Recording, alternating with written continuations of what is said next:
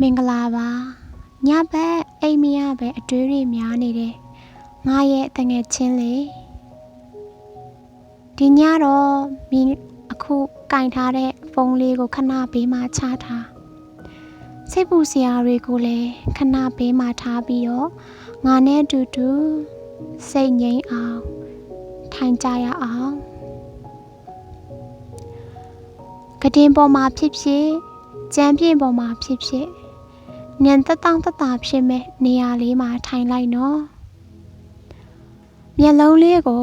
ဖြည်းဖြည်းချင်းမိတ်ထားလိုက်ပါလက်ဖွားလေးနှစ်ဖက်ကိုအပေါ်ဘက်လှန်ပြီးတော့ဒူးပေါ်မှာတင်ထားလိုက်ရအောင်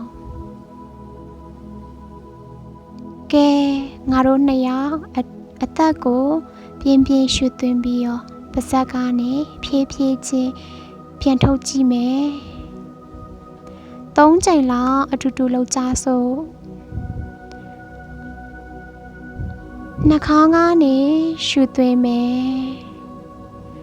ပါးစပ်ကနေပြန်ထုတ်မယ်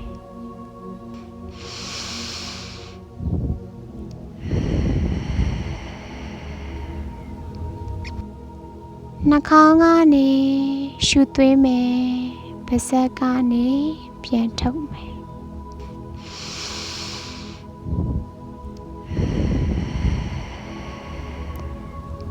နှာခေါင်းကနေရှူသွင်းမယ်ပါးစပ်ကနေပြန်ထုတ်မယ်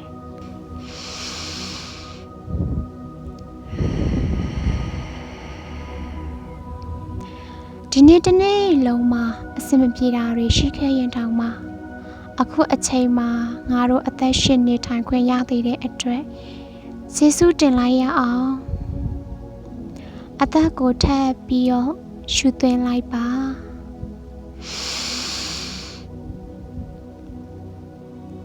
ရှူသွင်းလိုက်တဲ့အခါတိုင်းမှာကောင်းမွန်တဲ့စွမ်းအင်တွေအေးချမ်းမှုတွေကနေရနှာခေါင်းကနေတဆင့်ခန္ဓာကိုယ်ထဲကိုစီးဆင်းသွားတယ်လို့စိတ်ကလေးကနေပုံဖော်ကြည့်လိုက်နော်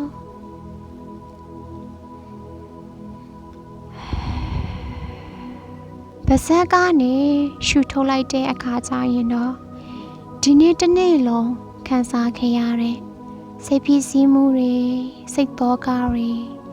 မောပန်းပင်ပန်းမှုတွေအားလုံးခြေဖြားကနေတဆင်းအပြင်ကိုထွက်သွားတယ်လို့ခံစားလိုက်ပါမနေ့ကအဆင်မပြေတဲ့ကိစ္စတွေနေခင်ကပင်ပန်းခဲ့တဲ့ကိစ္စတွေကအတိတ်မှာကြံခဲ့ပြီမို့လို့အခုအချိန်မှာဆွဲမထားနဲ့တော့လွတ်ချလိုက်ပါတော့ငါတို့မှာစိတ်သိလူတင်တဲ့အေးချမ်းစွာအိပ်ဆက်ပိုင်ခွင့်ရှိပါတယ်အဲ့ဒီအတွေးတွေအဲ့ဒီပူပန်မှုတွေကြောင့်ငါတို့ရဲ့အိပ်ဆက်ခြင်းကိုရောမခံပါနဲ့ငါတို့ရဲ့အိပ်ဆက်ခြင်းကိုအထိမခံပါနဲ့အခုငါပြောတဲ့စာသားလေးတွေကိုစိတ်ထဲကနေပဲဖြစ်ဖြစ်ရွတ်ဆိုနိုင်တယ်ပါးစပ်ကနေလည်းလိုက်ရွတ်ဆိုနိုင်ပါတယ်ငါကအဖိုးတန်တဲ့လူတစ်ယောက်ပါငါရဲ့ကြိုးစားမှုတွေကလုံလောက်ပါတယ်ငါကိုငါချစ်တယ်ငါကိုငါလည်းယုံကြည်တယ်အခုဖြစ်ပျက်နေသမျှအရာအလုံးကငါအတွက်အကောင်းဆုံးဖြစ်လာဖို့ပဲလို့ငါယုံကြည်တယ်ငါကအတန်ပါတယ်ငါကကြံ့ခိုင်တယ်ဒီနေ့အတွက်ငါအကောင်းဆုံးစူးစမ်းခဲ့ပြီးပြီမို့လို့ကိုခွင့်လွှတ်လိုက်ပြီကဲနောက်ဆုံးအနေနဲ့အသက်ကိုပြင်းပြင်းရှူသွင်းပြီးဖြည်းဖြည်းချင်းပြန်ထုတ်လိုက်ကြရအောင်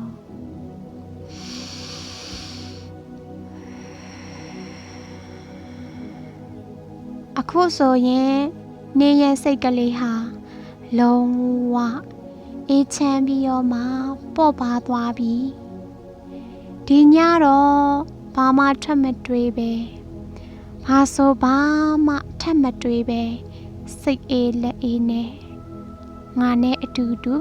အိပ်ဆက်လိုက်ကြရအောင်